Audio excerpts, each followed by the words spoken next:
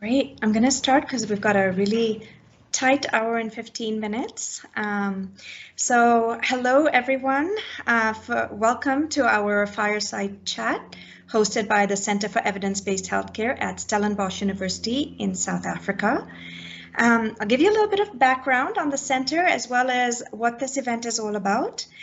So the center was born from a recognized need and demand for good quality evidence to inform policy, practice, and the public.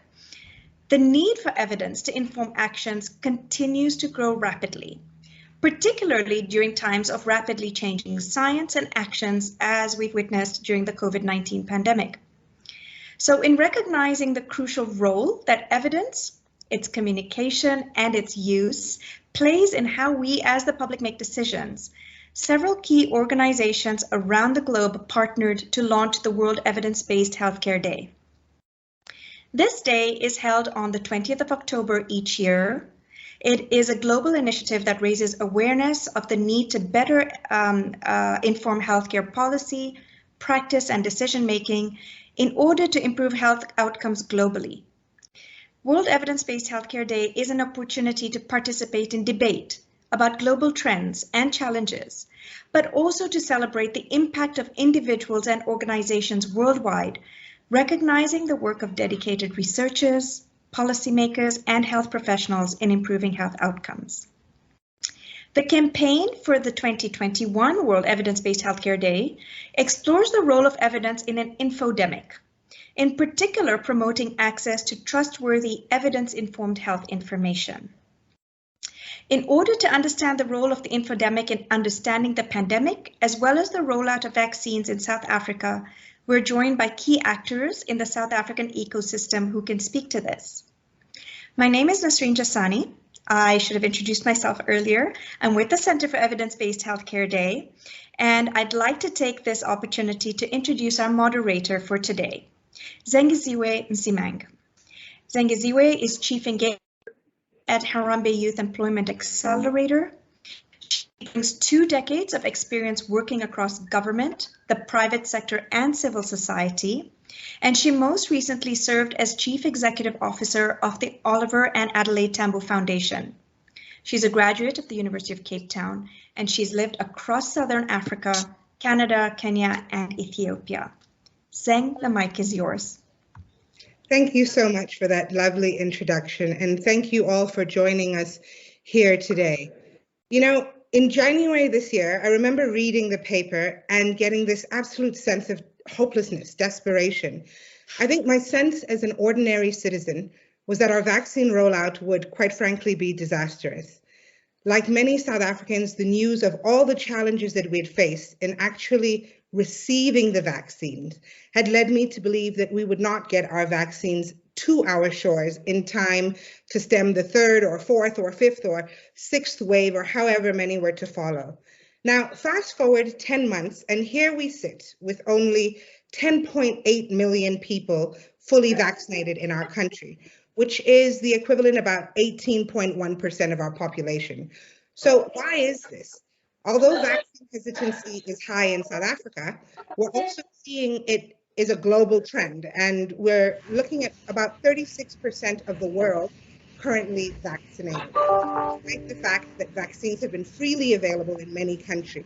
So again, this begs the question, why? Why is it that South Africans who were so desperate to receive the vaccine a mere 10 months ago find ourselves hesitant to get vaccinated now?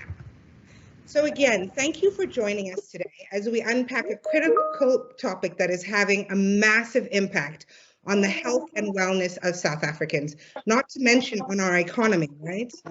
So today we'll be seeking to better understand the role of evidence in an infodemic. And we'll be looking at, yes, how various actors have responded to evidence needs by dispelling myths and enhancing understanding, but we're also going to be looking at best practice regarding supporting access to evidence-based information and fostering engagement across policymakers, practitioners, and the public, many of you who have joined us here today. So, as you may be aware, an infodemic happens when people receive a flood or a tsunami of information, often false and misleading. So this has been the case with the COVID-19 pandemic, as we all know, this information tsunami, which often consists of a combination of facts and myths, and it makes it that much more difficult to separate fact from fiction. So in an era where terms like fake news and alternate facts seem to be the order of the day, how do we begin to solve for this? And what are the measures that we can take in order to ensure that we can turn this around and really get as much of an uptake on the vaccine as possible? I'm so pleased to be joined here today by a panel of infodemic management experts who have really been instrumental in stemming the tide of the infodemic in their various sectors. I think they're really at the coalface, quite frankly, of the COVID-19 pandemic, and they've been working tirelessly to get evidence-based messages to South Africa. In short, to get South Africans the facts. So first and foremost, I'd like to introduce Mia Malan, who is the founding editor-in-chief of Bekisa Center for Health Journalism. She has 25 years of journalism and institution building experience in legacy media and digital native publications, having worked in newsrooms and at media development organizations in Joburg, in Nairobi, and in Washington, D.C. Malan has won over 20 African Journalism Awards, including most recently the 2020 Vodacom Journalist Award in the opinion category. She's also a Reuters Institute for the Study of Journalism Fellow at Oxford University and serves on the Council of the South African National Editors Forum. Mia, you are welcome here and thank you so much for joining us today. I'd also like to introduce Farai Mzungu, who is a lawyer by qualification, and we're so glad that she could join us here today. Farai is the program manager at the Youth Health Africa, which is a youth empowerment organization harnessing the workforce of the future. Farai is part of the project management team of the consortium that is coordinating the #Zwakala campaign, which supports the Department of Health's national communication strategy around COVID-19 and vaccinations. She also represents Youth Health Africa as a global focal point for SDGs, focused on gender equality at the UN Major Group for Children and Youth. Farai is also the founder of Sprout Africa, an agricultural NGO that is operating in SA and in Malawi, as well as the founder of FL Scholarship Fund, which she co-chairs.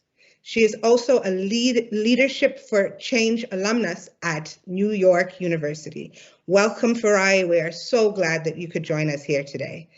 Next, I would like to introduce Professor Hassan Mohammed, who is a public health medicine specialist at the Western Cape Government's Department of Health, as well as the Division of Health Systems and Public Health in the Department of Global Health at Stellenbosch University. In the Department of Health, he provides technical support for planning, monitoring, and evaluation, health systems reforms, health information systems development, and outbreak response. Hassan has therefore really played a critical role in coordinating the province's response to the COVID-19 epidemic, including the vaccine rollout. With a PhD in public health, Prof. Mohammed also teaches at Stellenbosch University, where he runs clinical trials, a clinical trials module, and supervises both master's and PhD students. And last, welcome very much. And last, I'd like to introduce Yassine Teba. And this panelist serves currently as the Director of Communications and Marketing for the Mandela Legacy Organization and as the Chairman of the Muslim Association of South Africa. The Muslim Association of South Africa, or MASA, is an independent Muslim humanitarian nonprofit organization with a firm focus on religious values, education elevation, social welfare, and a charitable culture. As many of you would know, the association has been active in many provincial interventions in collaboration with the Gauteng Department of Social Development, the Department of Health, as well as the City of Joburg. This includes the introduction of Masa MedPark and the provincial #vaccination drives. This vaccination campaign really has been the most successful site in Gauteng and is identified as the national benchmark by the Parliament's Portfolio Committee on Health.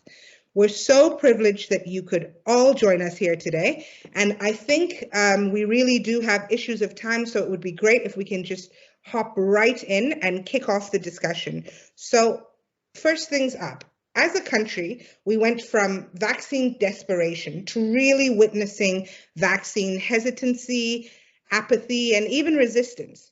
Farai, in your view, what are the reasons for this about turn? Do you blame the infodemic? Oh, thank you so much. And I think that it's a really interesting question. We really like to tackle it from a youth perspective. And I think to pick up on some of the conversation that's been going on Twitter, which was quite robust, and some of the feedback around that was just that maybe this is a more nuanced question and that there's various intersections to consider. I think that when the country went into a complete lockdown last year, the effects were quite drastic, and this is economically, socially, and also on a personal level. And I think at this point, everyone really just wanted a resolution. I think that the part where there may have been a gap is that for some parts of the South African population, and especially amongst those that are involved in science, research, as well as medical fields, and those that have easy access to these different fields, that the obvious resolution was a vaccine, and then we communicated vaccine desperation as a country. However, I think that where there was a gap is that I think we recognize that we also have quite a big issue of poverty and medical knowledge amongst the general public. And the resolution around COVID may not have been the vaccine for the broader scope in the population. And I think that then this gap was then filled with misinformation about not only the vaccine, but I think early into the COVID outbreak, we even heard, different conspiracy theories and information around the origins of COVID-19. I think through internet-based sources, there's been a rapid uptake of this information to what we're now calling an infodemic, which is really the main driver of COVID-19 vaccine hesitancy right now. When we engage in social media, we see all sorts of information, and what's been challenging, especially for young people in the country, and I think because we're crippled with such a high youth unemployment rate, with 2 out of every 3 South African youth finding themselves unemployed, the exercise of fact-checking and really verifying this information has been quite costly. Data in South Africa is quite expensive, and so I think that amongst young people especially, being able to fact check and verify, because that's been such a costly exercise and there's barriers to that, there's really been such a grave challenge with COVID-19 vaccine hesitancy amongst that group. Thank you so much, Farai. That's very interesting. So I'm hearing, as I work in the youth unemployment space. So I'm hearing another echo of data, and data must fall, and the idea that from a fact-checking perspective, for young people, data really is one of the barriers to enable them to get the facts that they need. So that's really interesting. And when we're talking about that verification, I want to hand over to Mia, and I want to find out from you, Mia, what is the process journalistically at Bekisa? I mean, there's been so much rapid movement that have happened from a science perspective. How do you guys filter the information that you receive? What are the kind of mechanisms that you use to make sure that when the facts go out, they really are facts? So at Bekisa pre-COVID, we mainly used peer-reviewed studies. So we would compare studies against each other, and we will make sure that journalists understand the methodology. But then COVID changed everything because there were more preprints than peer-reviewed studies coming out. And a preprint study that hasn't been peer-reviewed makes it harder for a journalist to know if that study is credible. So COVID meant that at my organization, we started to rely on scientists more than ever. So previously, we obviously interviewed scientists, but now we will have a very close relationship with them to fact check our stories, much more than in the past. So, you know, journalism organizations generally have a rule that you'll only send quotes to scientists and not the entire story to check, because then they, you know, there's a potential that they could try and have editorial control. In some cases now, with scientists that we know are not controlling, we will send the entire story because context with COVID is so important. So it takes us longer to get stories out because there's so much more fact checking than pre-COVID. And then we also would get our journalists to check each other's stories, you know, to make double sure about things. Because when you get something wrong during a pandemic, it could literally have consequences of life and death. And there are a lot of wrong facts currently going out in the media. So initially in COVID, we produced shorter stories, but more of them because there was such a need for information.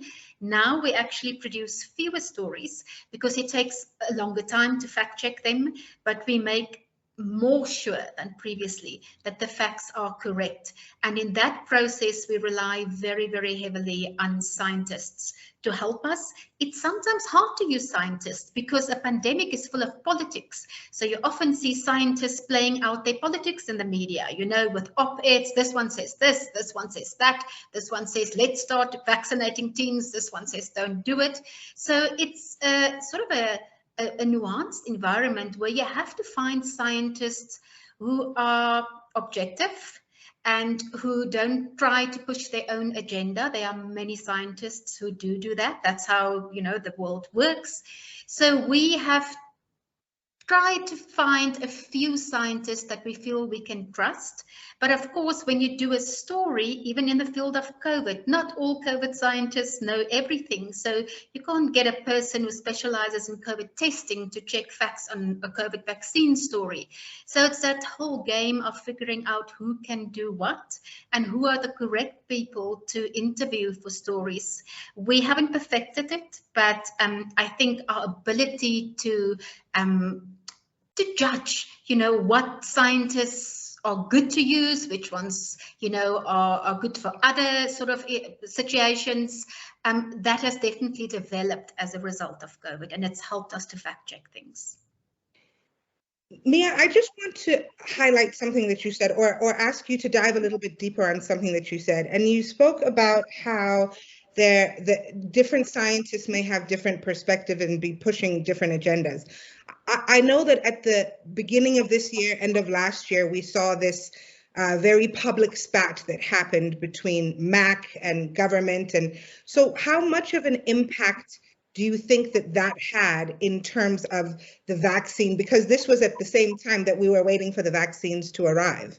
So how much of an impact, in your view, did the arguments between government and MAC or organizations, scientists, let's say, in the public have an impact on the vaccine hesitancy that we're seeing right now, if at all?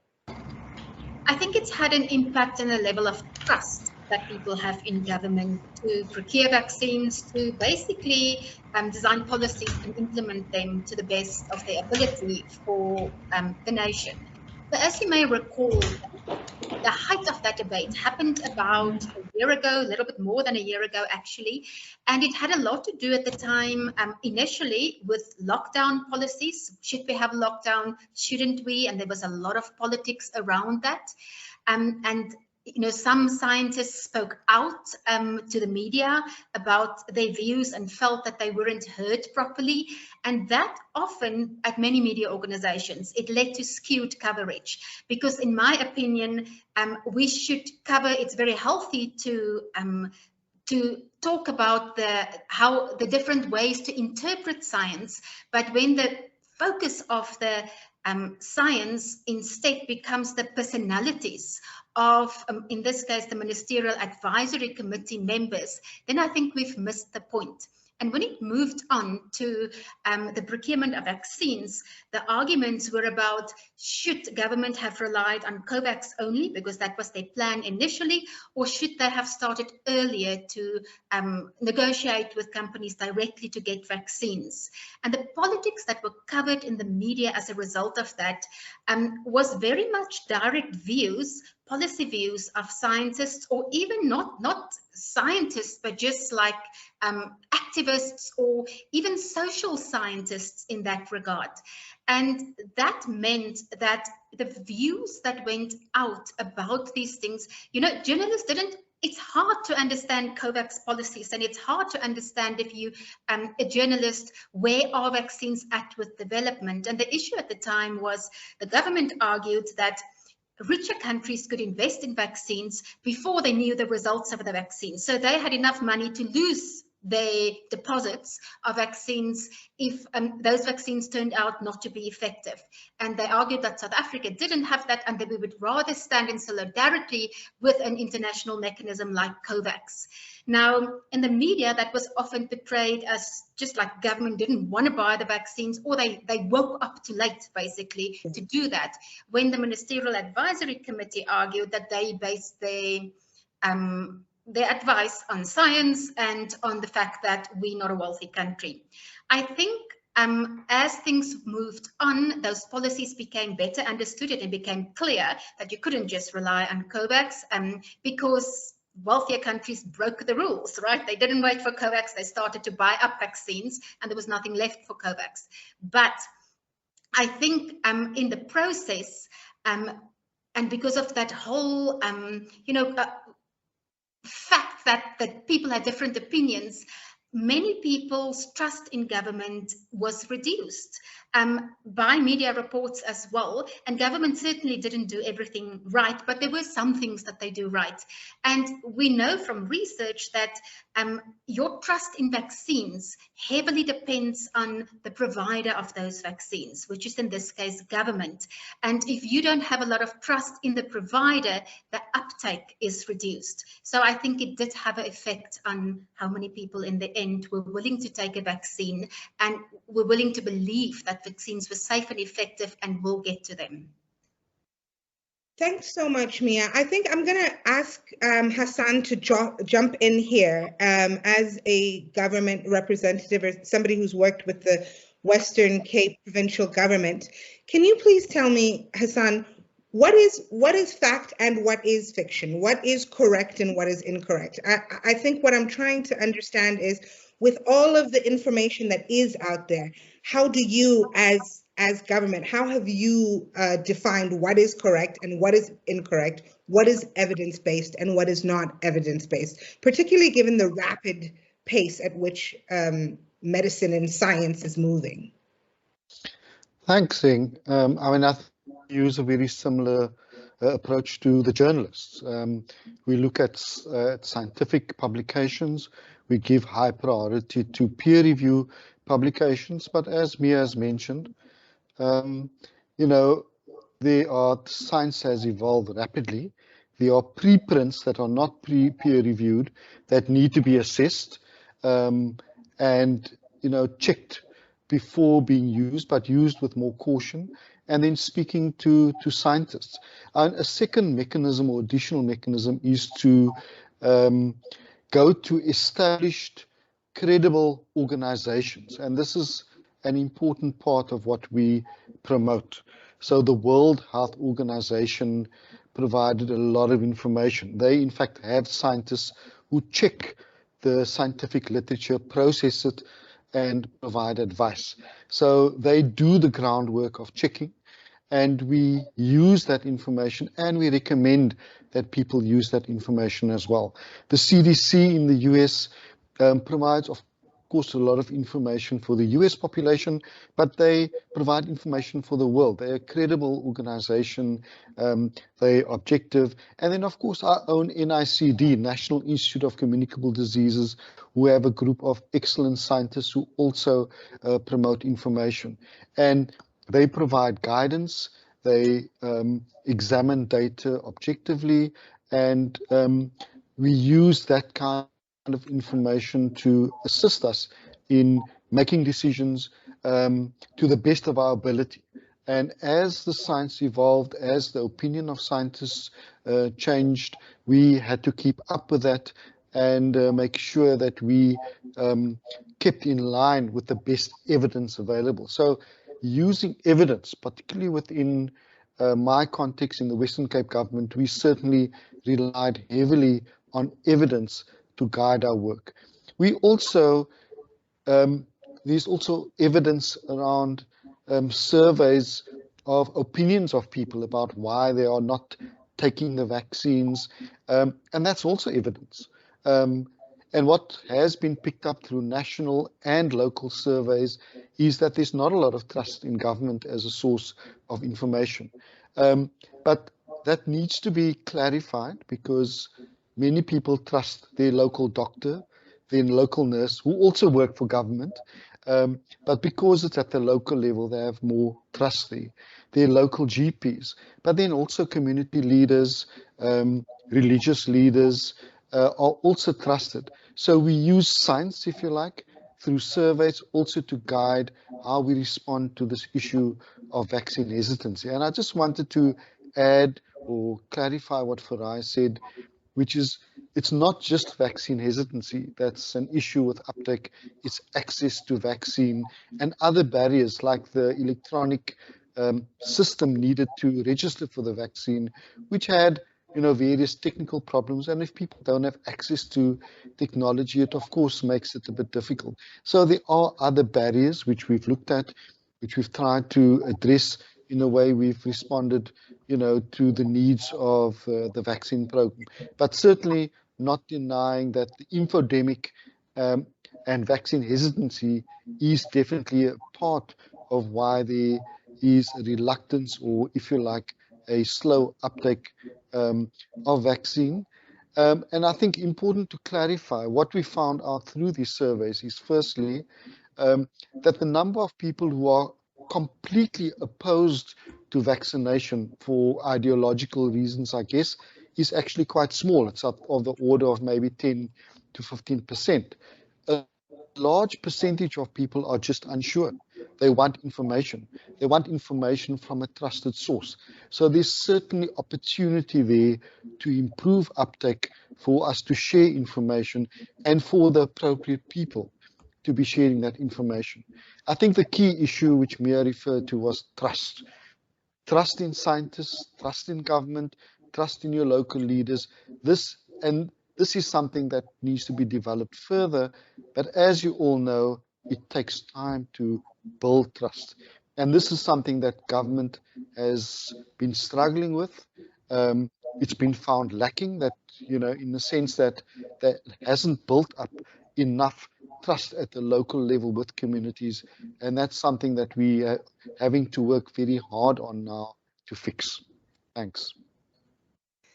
Thanks so much, Prof. And I'm going to hand over to Yassine, but I want to stay on what you're saying about trust. And I want to find out from you, Yassine, how much did trust play a role, and what are the other factors that played a role in the success that you have had in terms of the MASA vaccine rollout and the work that you've been able to do for that? Well, if anything else, the pandemic has highlighted the problem of information overload. And we do understand the challenges with reliable information and scientific information.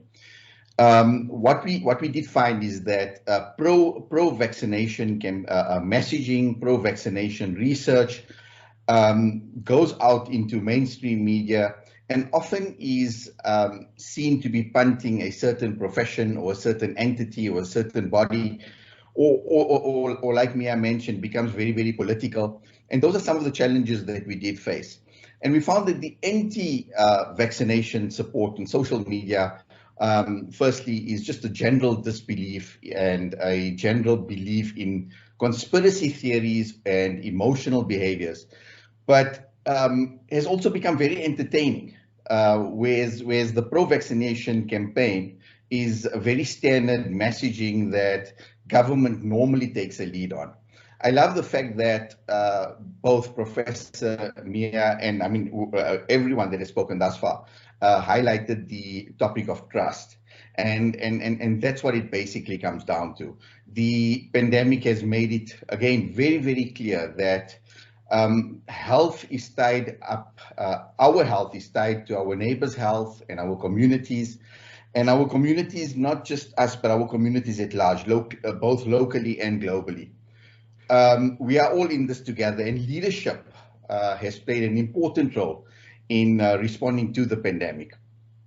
The trust and confidence of leaders at grassroots level has been established by responses in the past, and has been the fundamental game changer in the response to AIDS or TB.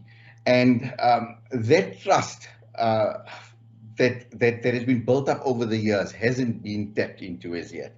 And like Prof said, there's a lot of scope still to vaccinate a big part of our population. But I love the fact that everyone is on the same page and we're all saying trust is important. And that's why we saw that when ward councillors or community leaders or faith-based leaders drove campaigns to get people vaccinated, we saw a big uptake in vaccination. But that's because they trust those people. Us specifically, vaccinating people at the community center like a mosque changed people's perception and drove people towards getting vaccinated, because vaccination was happening at a place that they were familiar with. Vaccination was happening at a place that they trusted, and by community members that they trusted. So immediately they trusted the vaccine. And I think that's where the important part of leadership and partnerships with government comes into play. Well, I'm so glad you said that, because it leads on to a question that I've got here from Danai, I hope I'm pronouncing it correctly, Nyangani, who said, how does government work with local leaders who are sources of information on the ground? So I will hand it over to Hassan, but I'm also going to ask you, since you just spoke of how you did work with local government. So I think the question is, how does government work with local leaders who are sources of information on the ground in order to ensure that the information is being shared adequately at these information points? Well, thanks so much for that question, Zing. And thanks, Danai, for your question. Look, what we've established over the vaccination program period are what we refer to as social mobilization teams, who bring together a whole range of stakeholders, trade unions, educators, community organization leaders, faith-based organization leaders. And what we've done is that we've run information sessions for them, because some of the feedback that we got is people trust their local leaders, but the local leaders aren't necessarily well informed about the vaccination program. So what we tried to do was to fill that gap. Another program that we engaged on is what's referred to as a vaccine ambassador program, and that is engaging with people in local communities, bringing them together, making sure that they're informed, so that they, who are known to the local community, play a role in terms of advocating for vaccination. These processes that take time. On just this week coming up now, we are engaging with a group of traditional healers and briefing them about vaccination and making sure they are on board. Again, it's an interesting conversation. There's the formal health system that meets with the informal health system, and essentially, as far as the vaccination program is concerned, we need each other. We need to work together in order to, make progress with the vaccination, process. But there certainly have been processes put in place to meet and to engage with people working on the ground. That's an excellent point. We've tried to do it, but it does take time. It takes effort, but we need to, put in the necessary effort to, try and make those gains and to build trust. Thanks. Thanks so much, Prof. I'm going to hand over to you, Hassan, and I'm also going to ask the question to Farai once Hassan is done. If you can just speak a little bit about how your organization has directly engaged with local government or government generally in order to ensure that your strategies to combat the infodemic are successful. So over to you first, Yassine. One thing is clear is that the past 2 years has been a definite wake-up call to ensure that leadership at all levels gets involved, not just around the COVID pandemic, but around all the other challenges. And I'm using the word challenges because I often sit in meetings and when we talk of service delivery issues and healthcare issues, we refer to them as challenges nowadays. But one thing is clear is that this has been a real wake-up call, that the disparities and the difference in the healthcare system between private and public health is so divided that many of our decisions are based on logistics and structure and infrastructure in our cities, and we very often neglect the leadership and the communities in marginalized areas. The reality is that health inequality, and I don't like using the word, but health inequality is profoundly in front of us, and it's another wake-up call for our leaders. There's such a theoretical construct of stats and graphics and information and science and research that many people don't really understand the barriers of vaccination, and they're not talking a simple language that gets to the South African population. And again, community engagement plays a big part there. Community engagement at grassroots levels, healthcare workers on the ground, which have been active for a long time dealing with other issues like I mentioned. But it's important that we have this bottom-up approach to get to those communities. And by getting to those communities in their environment, speaking their language, in ways that they understand what vaccination is, I think we can definitely get much more uptake. But the approach needs to come, and it needs to come from the communities, because we need to get community involvement so that they can find their way to communicate with their leaders. A family meeting on a Sunday evening at 8 o'clock, or family, I mean, whatever. We laugh about it because yes, on social media we're referring it to as a family meeting. But I mean, is that language really targeting the population in this country? We saw that in lockdown, to many people, no work meant no pay. No one understood the consequences of a lockdown and what the lockdown was there for. And we found that while we didn't have movement in the main suburbs and main hubs, main cities, we found that township life carried on to an extent, but we restricted movement in the township. What sort of communication are we doing for vaccination so that we can contain the virus and contain the false information that's circulating to the population of this country? Thanks so much, Yassine. I'll hand over to you, Farai. Absolutely, and I think that in the last couple of months, and in our work and partnership with the Department of Health, so that's government and different stakeholders, we've really been focused on this word called co-creation.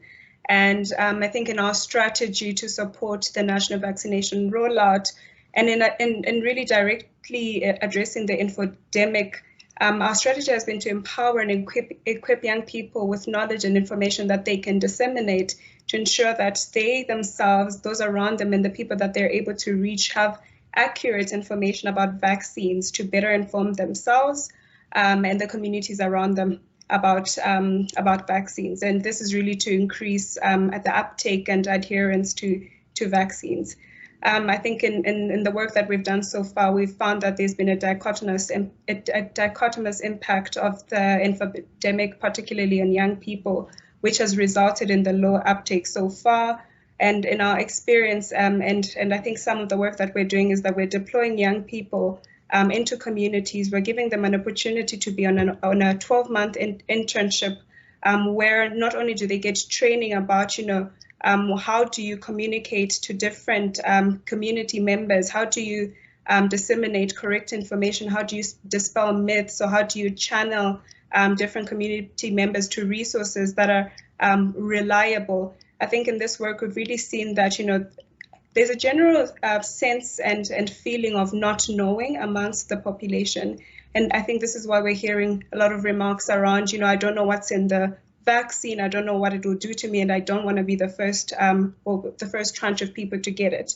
And I think, from our side, in our efforts to co-create programs to really address the drivers of hesitancy, and I think Hassan is right in saying that it's not only the infodemic that's resulted in the low uptake of vaccines, but issues of accessibility.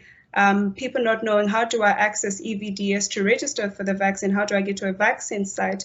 In our different partnerships with both the Department of Health and organizations that have formed this consortium that's then implementing the Zwagala campaign, we've really seen, the importance, and I think everyone on the panel was mentioning the importance of using local and trusted figures in the community, what young people call influencers, to really share, correct and accurate information around the vaccines.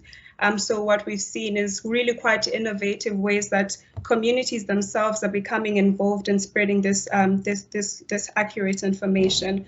We've seen, sports persons in communities raise their hands up to say, I want to play a part. How can I share my story of, how, the vaccine will empower me to continue to do what I love in sport and travel and continue my life as before COVID. And we've seen artists also raise up their hand and say, there's a lot of posters around, vaccines and all of that, but how about a mural? Can I paint a mural on a wall in town that's going to share a little bit more information about vaccines? So I think in that aspect, we've really figured and designed a very collaborative approach and really leveraging trust or figures in communities that are more trusted than maybe the government, for argument's sake, in particular communities to share that to share and disperse that information. Zing, if you don't mind, can I just add to something that Farai said? Yep. In the spirit of chatting, there's it's in the beginning we started with the older age groups, over 60-year-olds and over 50-year-olds, and when we were starting to reach a point where not that many people were coming forward, we heard stories of younger people in the family telling older people not to go for vaccination. And for younger people, having access to social media, much more in touch with social media, and then using that information to influence older people who are not necessarily accessing social media to influence them. But I think very good to hear what Farai is doing, is that engaging young people to advocate for vaccination, to perhaps combat that. But I just thought I'd tell that bit of a story of the role that young people are playing in terms of vaccine hesitancy, not just for themselves, but also, affecting or influencing other people or older people with respect to vaccination. Thanks. Great, and I think that's a really good point. Go ahead, Mia. So I wanted to pick up on a point that Yasin made about communities, and I think Hassan also made that. And if you look at young people at the moment, young people are on social media, not everyone, but a large proportion. And I think what the government is often missing with communication on social media is that it's a community. It is not just a forum. If you look at Twitter, for instance, where you live tweet about the family meeting, or you have social media cards to tell people where to access vaccinations. You have to engage with people and create a community and answer their questions. And I haven't seen the National Health Department respond to any questions, for instance, on Twitter. I see the Gauteng Health Department sometimes responding to Twitter, to questions, but the whole point is to have a conversation that's created, that you can have virtual communities as well. And if I was the government right now, and starting with teens, I would go and park basically on Instagram and on TikTok, and I will make sure that I appoint people with the skills who can manage those forums. Skills means for Instagram, you need to know how to make a reel. You can't just pick pictures all the time because it's not going to be interesting enough. You need to know how to use all the TikTok tools. I will go and practically pay young influencers to go and to spread certain messages, accurate messages about vaccines on TikTok. It's the most commonly used forum. I don't see them there. And Hassan has also mentioned that we started with older people. Each group has a different way to address them. And I know that there are many people with not access to internet. I just talk about social media now. So I know that the kind of method that you'll use on the ground might be different, but you're not going to target the different age groups on different, on the same social media platforms. Older people use Facebook. You need to know that it's a different way of communicating about vaccines than what it would be on Twitter. If you do it on Twitter, you need someone who understands hashtags, who can do threads, and I don't see that happening. And I think if we increase the health department's ability to use those forums, we will see a significant increase in uptake, or at least in conversations that are constructive about vaccines, because these people influence each other. I see it on my own Twitter feed, that often if people ask questions, I don't have to answer it, because, you know, the people on the feed, there are enough people who know far more than me, scientists and stuff, who can answer it. So you basically initiate a community that talk to each other. You just initiate it. And you can just talk now and then. It doesn't have to be you all the time. But because that community is on many government forums not created, I think we need to see a shift of how they use resources. You know, you need to start to, if it's communication, just spend it on people who issue press releases, spend it on people who can manage those social media forums.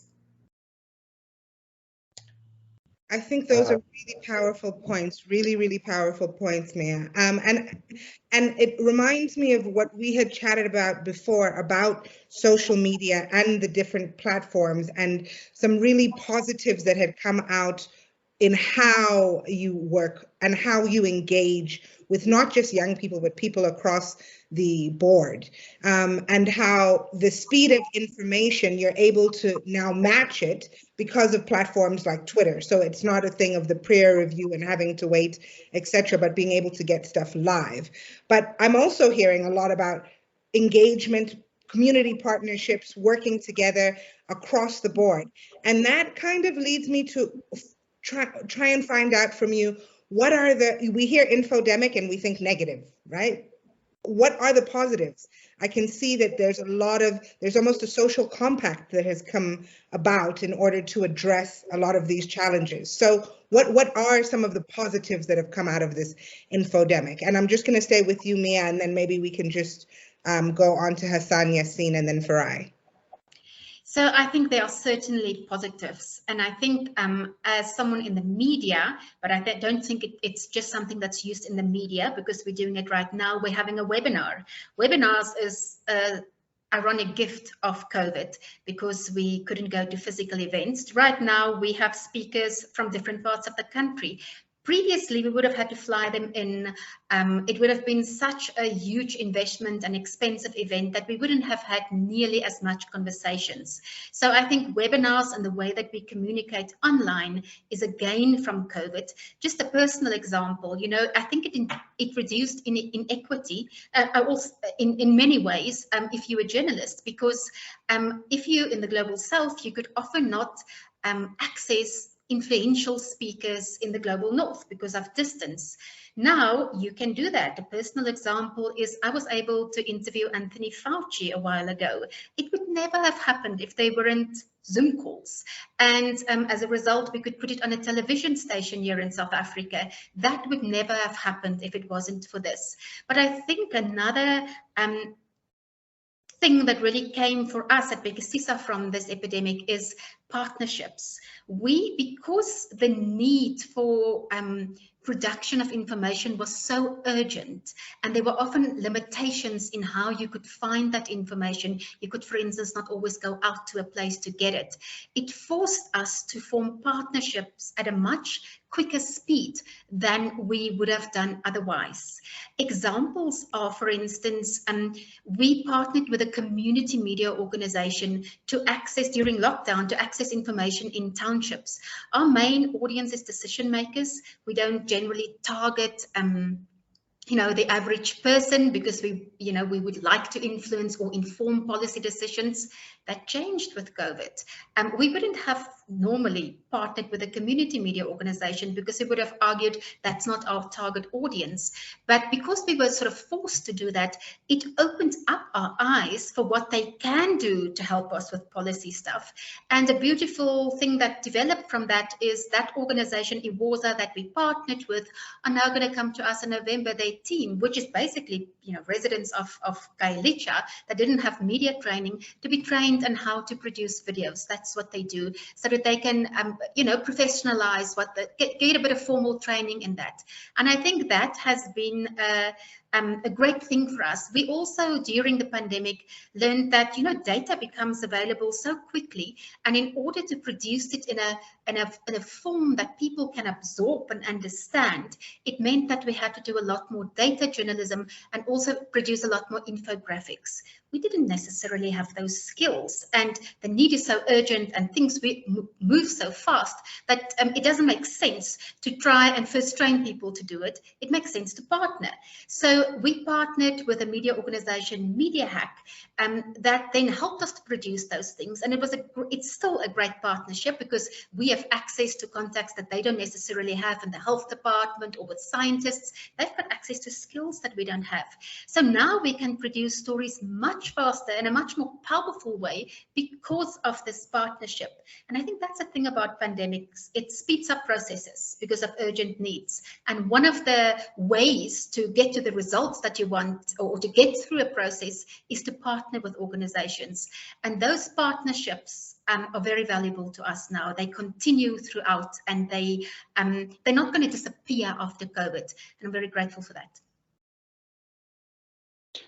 Yeah, and I think just to get straight on to follow Mia, and thanks for your inputs, Mia, and for the critique of government. I mean, I agree, we are not agile enough. We are on Facebook, we are on Instagram, but it's pretty boring stuff, and we need to be, a bit more youthful in our thinking.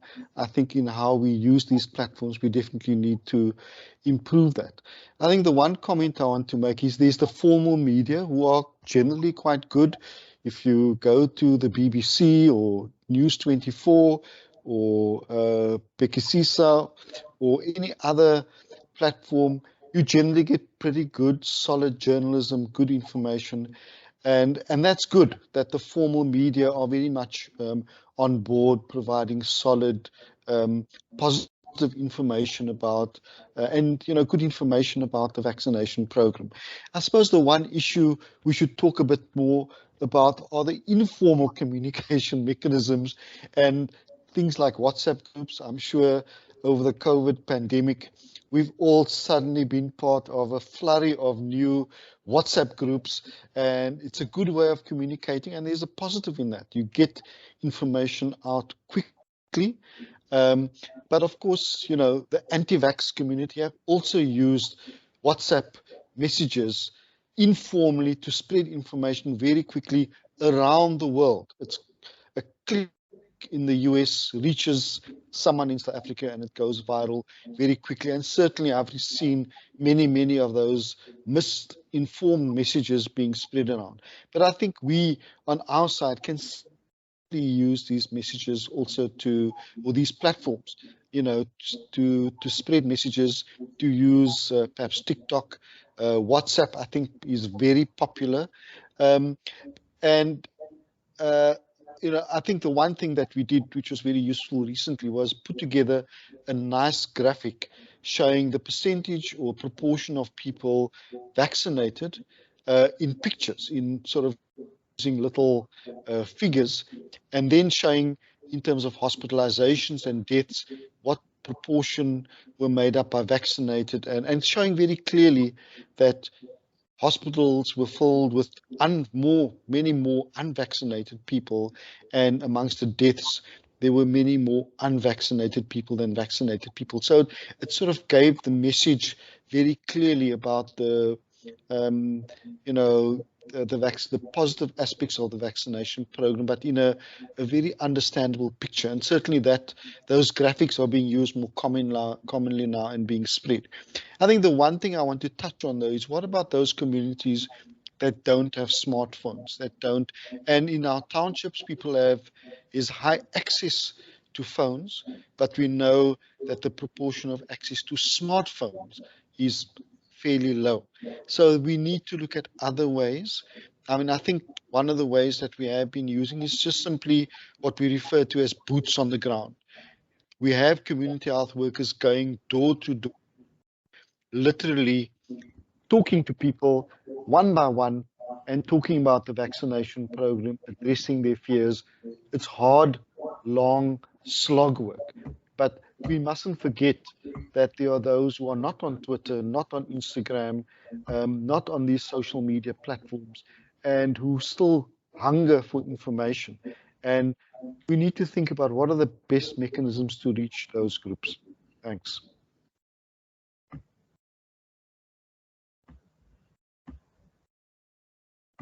Yassine, if I can just get a little bit more from you about the platforms that you have been using.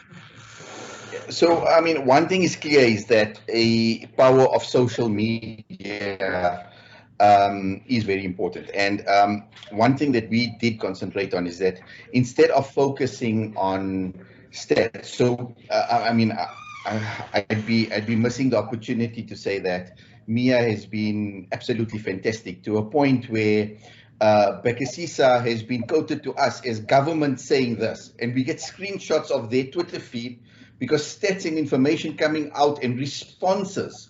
So she made a very valid point. Apart from just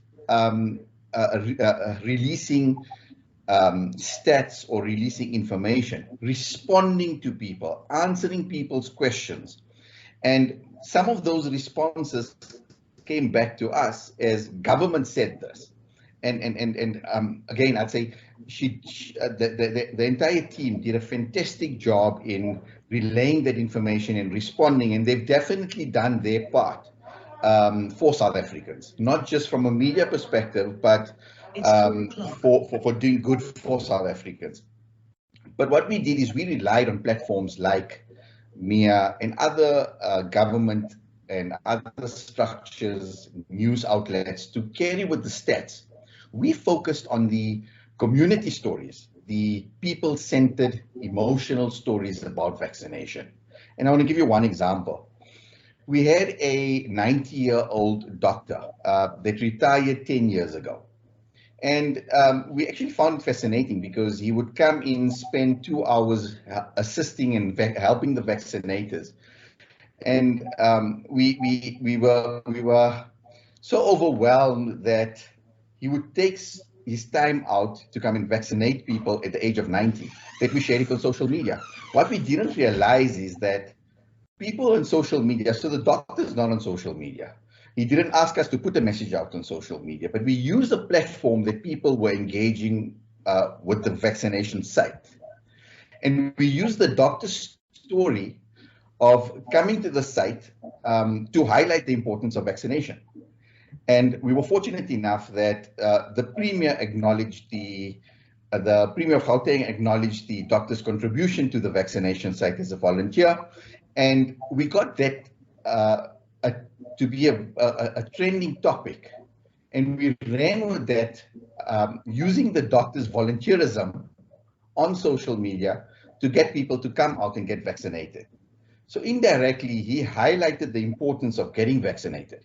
People in our local immediate community knew who the doctor was, and he's become an instant celebrity. The local newspaper covered him, but they're covering the story of volunteerism, but indirectly highlighting the importance of vaccination. And I think every one of us have got a responsibility to get, you know, I hate the hashtag get vaccinated. I always say we need to concentrate on let's get vaccinated, or let's get everyone vaccinated, because it's not just about us getting vaccinated.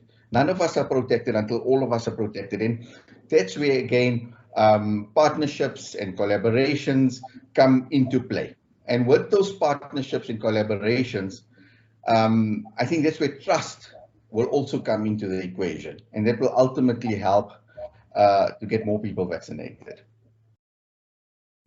Thanks so much, Yassine. I wanted to throw out a question about the way all of you engage with anti-vaxxers, or you know what, the different categories. So there are all these new concepts and terms that we have: anti-vaxxer, vaccine hesitancy, all of these. So how do you, and then I think I heard the wait and seers. So how do you define the different categories? Perhaps I'll ask Hassan that, but then I'll ask you all to kind of give me a sense of how you respond, or is it one message across the board, whether speaking to an anti-vaxxer or somebody who's sitting on the fence? So Hassan, how do you define this, and how do you respond? Look, I mean, I think there's no easy way, and I'm looking at what Yonela says in the chat. You know, and responding to that, I mean, I absolutely agree with her. You know, I mean, I think we should encourage questions, we should encourage questioning, and that's extremely important as part of this process, where people want to understand what the vaccine is about, and you know, and we must be very careful about labeling people as anti-vax. That certainly makes me feel uncomfortable, someone who's just simply questioning whether they should have the vaccine or not. We should try our best to respond. However, having said that, there are individual or groups that come up time and time again, and it's very clear from their message that they are what's referred to as anti-vax. So what I mean by that is there's a standard way in which they argue their point, and if you respond to them, they don't respond to your response. They are not there to listen to your response, but they just provide another message in support of what they believe in. So it comes across as an ideological sort of fight. So that's the way I make the distinction. You know, I have over the past year and a half, during COVID, because there were COVID denialists, and then through the vaccine program, there were people who sent messages to the health department, and many of those messages were referred to me for comment. And I could see from the way the message is constructed, the way it is argued, whether I would classify it as anti-vax or not, or whether this was simply just a genuine inquiry about a vaccination program. You know, in many instances, I had to learn by trial, responding to as many of these messages as possible. But those who keep persisting with their point, who ignore your responses, clearly then fall more into the realm of anti-vax. It isn't always straightforward in practice, but I think one does learn with experience whether it's worthwhile. And I think, again, I'll come to that point. At a certain point, I would stop responding, because you then inadvertently actually give people status and power by continuing to try and convince them when they, in fact, are not interested in your response, but merely in promoting their point of view. So, I mean, I think if I feel at some point that I would classify someone as anti-vax, I will not engage them. But that's different from not responding to anti-vax messages that are out there in the community. The anti-vax groups want to reach the same groups we want to reach, those who are unsure, and that's, you know, referred to as the vaccine hesitant, the people who for one or other reason have chosen not to get vaccinated, and that includes people who for logistical reasons have not got themselves vaccinated, but also people who feel perhaps unsure or anxious, who lack information about the vaccination program. All of those fall under the definition of the vaccine hesitant. And those groups really need information, they need engagement. So beyond just providing them with information, they need a discussion, they need someone to talk to, and they need to build trust in order to be persuaded to go for a vaccine. And that's really what Yonela is referring to, is where there's a to and fro conversation, you know, where you try and answer people's questions and reassure them. And I've certainly been involved in a lot of that, particularly in the early stages of the vaccination program. There were lots and lots of questions, and certainly we encourage questions to help people understand and to have a clear idea about what they want to do, what they want to choose to do eventually, but hopefully there's some reassurance and, you know, perhaps developing a bit more of a positive attitude, you know, towards the vaccination program. Thanks, Zing. Thanks so much, Hassan. That's really helpful. And I think I want to just hand over to Farai, because I want to stay on the youth. We're running out of time, and I'm going to ask Nasreen to come on and close for us. But first, I think we have time for one or two more questions. So I wanted to find out from Farai, youth-specific engagement, youth-specific platforms. How have you successfully engaged with young people? Is it like Yonela is saying, giving them the kind of scope to answer and respond? What are the platforms you've used, and how? Absolutely, and I think that firstly, we saw this really as an opportunity. I think for a very long time, science has been very inaccessible to a lot of young people. And so I think we thought and came with it from an approach that, you know, the more young people want to know about science and really want to engage with it and want to understand, you know, why are we doing this or that? What's in the vaccine? Those are positive questions, and really gives us a platform to be able to engage young people, to inform them, and to ensure that they are also, you know, disseminating that information to those around them. And so in our messaging and our conversations with young people, and I think platform-wise, really being able to identify, you know, what with particular communities, what kind of mediums and channels are most accessible to the, you know, majority of the youth there, and how do we engage with those that that don't necessarily have those the majority accessible platforms. So a lot of our communication and engagement and our campaign has been focused on social media, and so platforms such as Twitter, Instagram, Facebook, TikTok. We've really been able to infiltrate and have many conversations and engagements there. But I think what's been also really important is to look at, you know, local radio stations, being able to share our messaging there, take some questions from community members, young people from communities through those different platforms. So I think that's what's really worked. But I think just from our perspective, just coming at it from a positive view, that, you know, it's really a great move in bridging access gaps between, you know, young people and science, and making that more accessible. And I think it definitely will inform the way we're able to intervene and stage interventions for any future pandemics that we may be faced with. Thanks so much, Farai. I think in our last few minutes, I'm going to ask Nasreen to come back and close up for us. But I do want to thank you all for being part of this panel today. I think it's been one of the things that I've just heard over and over, is that there are actually a lot of positives that have come out of this infodemic. They really have been public-private partnerships, there's been volunteerism and community work, and also just an entirely different, new and innovative way of communicating. So I definitely am leaving this conversation with a more positive view of the infodemic than I had coming into it. So thank you very much for your time as the panelists, and I hand over to you, Dr. Nasreen. Thank you, Zeng, and thank you to all our panelists for a very interesting conversation. I'm someone that's actually quite spends a lot of time on Twitter versus any other social media, and I had promised that this would be smoking hot because it was a fireside chat.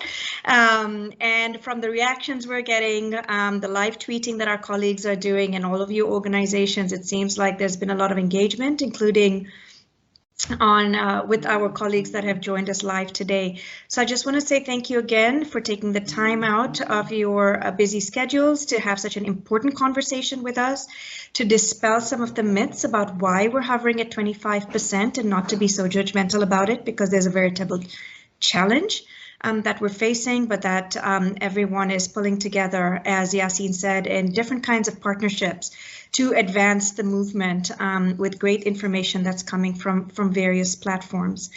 We will be providing this recording on our website, and we will share that for those that weren't able to join us. And perhaps we can continue the conversation over the next week as we continue to see lots of events talking about the importance of evidence for decision making and the role that the infodemic plays during World Evidence-Based Healthcare Day. Thank you, everybody, and have a nice rest of your day. Bye.